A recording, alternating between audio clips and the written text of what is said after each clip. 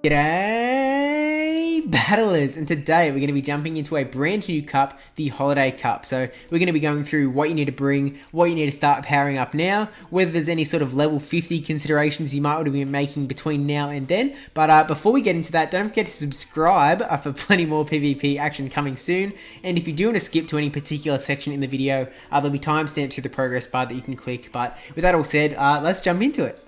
So first off, the Holiday Cup is another themed cup running through Go Battle League. This time it's going to be running alongside the Master League from December 28th through to the 4th of January. So there's a week period that you're going to be able to do Master League or Holiday Cup or any other variation of Master League that's around. Now the Holiday Cup is in the Great League, which is a great thing because it means that if you don't have any Master League mons powered up, you're still going to be able to play Go Battle League if that's what you're into. But it's going to allow Pokemon at least one typing of normal, grass, electric, ice, flying, or ghost. So it's a lot of typings going on, and I think the best way that we can kind of comprehend what's going on is just jumping straight into the infographic.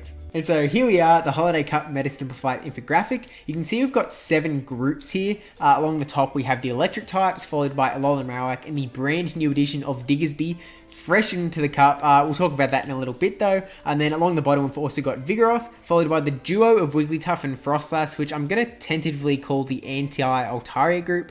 And then followed by Altaria, funnily enough, and then Obstagoon at the end. Now, there's a lot of stuff to kind of get through here, so we're going to start in the top left with the electric group and go from there. So we're looking at Unova, Stunfisk, Alolan, Graveler, and Lantern. All 3 of these electric types are going to be beating Alolan and Marowak, but none of it because they have the electric. For example, Lantern is going to be beating it because it has the water typing, so it doesn't care too much, and like whether it has water gun or not, it's going to be able to overcome that Alolan and Marowak. Alolan Graveler has the rock damage, which is going to be super effective to the fire type on the Alolan and Marowak, and then Stunfisk has the Mud Bomb, which is going to be like packing on super effective damage really quick as well. So none of them beating them because of electric type, but they do all beat them. And then they're also beating both of Wigglytuff and Frostlass.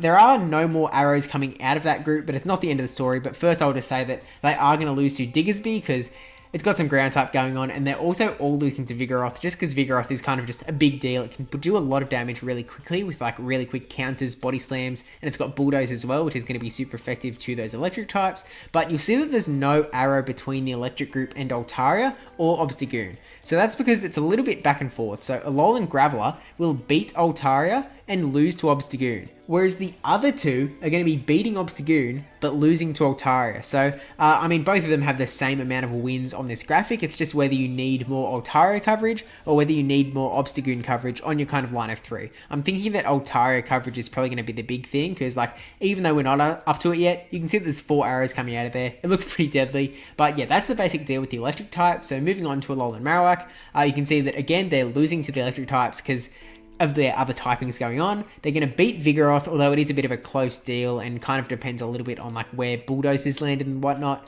It's going to be able to beat both Wigglytuff and Frostlass. Wigglytuff is another bit of a close one just because Wigglytuff doesn't really care about the ghost type at all, so it's just kind of adding on the bone clubs, and Charm is kind of just doing its thing. And then Frostlass has the ice typing, so it is going to melt a little bit. Altaria going to be beating Alolan and Marowak, so is Diggersby with that ground typing again, and then also going to be losing to Obstagoon because of that dark typing. So there's, you know, counters, there's things that beat, so it's kind of just an average. Beats a whole lot of stuff, loses to a whole lot of stuff. Alolan Marowak, decent in this cup. So on to Diggersby, who's the brand new fresh off the boat thing that no one will have powered up ready for PvP already. I mean, if they do, they're doing it for a gag to try and just use it in the Great League already. But it's got Mud Shot, Fire Punch, and Earthquake, which is a really diverse moveset. So again, we've already gone over the fact that they're beating the electric types and Alolan Marowak.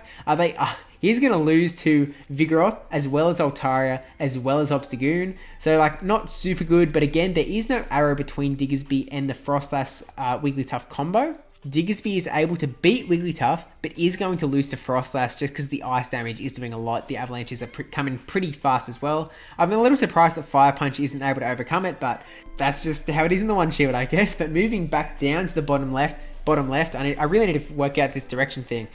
Down to the bottom left with Vigoroth. Vigoroth is just, we've seen it in a lot of cups prior. We've seen it in Great League everywhere, just doing its big thing. It can get to body slams really quickly and works as a fantastic safe swap against like anything.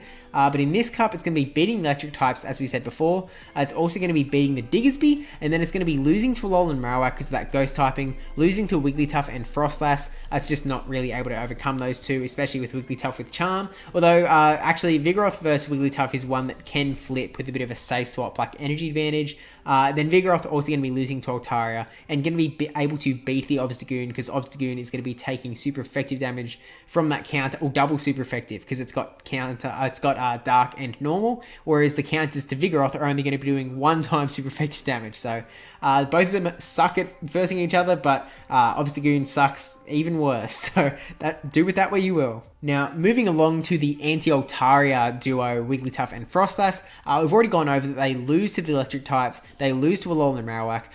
There is that back and forth between Diggersby, where Wigglytuff is going to lose, but Frostlass is going to win against Diggersby, and then they are going to both beat the Vigoroth. Then they are the anti-Altaria group, so as you can guess, they do beat Altaria. Charm, super effective. Ice from the Frostlass, super effective. And then Obstagoon is another one that there isn't an arrow drawn. Wigglytuff is going to melt Obstagoon away, with the Charm being super effective to the Dark typing and kind of not caring too much about counter. Frostlass is going to lose though, just because the Night Slashes are doing big super effective damage because of its Ghost typing. So that's them. Moving on to Altaria, who is really like a meta-defining Pokemon in this cup. Again, you can see there's 4 arrows already going out of there. Beating Vigoroth, beating Alolan Marowak, beating Diggersby, beating Obstagoon, and then losing to that anti-Altaria group. And there's actually no arrow between the electric types, because Altaria is still able to beat the Unova and Stunfisk and the Lantern. It's just countered by that Alolan Graveler. So there aren't tons of Altaria counters on this graphic, and you might have to bring in more than one, because it's definitely going to be around a lot. Or maybe you can rely on like 1 Altaria counter plus Altaria for the mirror match.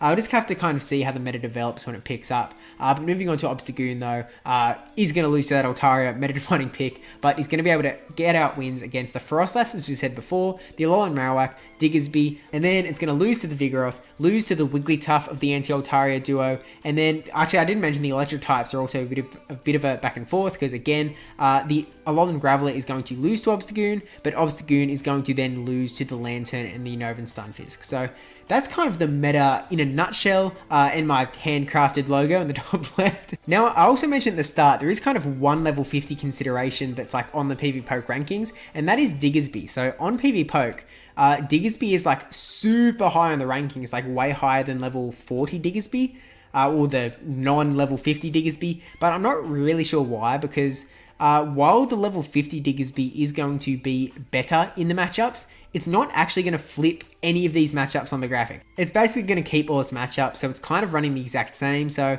it's not one that I would tell you to invest in XL candy-wise, so probably just hold off. And the fact that it's only like a week cup, you don't want to invest too hard in a Pokemon that you might never use again anyway. So yeah, with that said, thank you for watching. Don't forget to like, comment, subscribe, especially that subscribe one.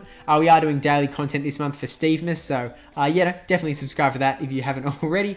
Thanks to my patrons and the people supporting over on Twitch, which I guess I'm kind of covering it up, so maybe I can move me to like here, you know, like super shrink, and now I'm like, oh, help me, oh no, Wilma, don't eat me, no.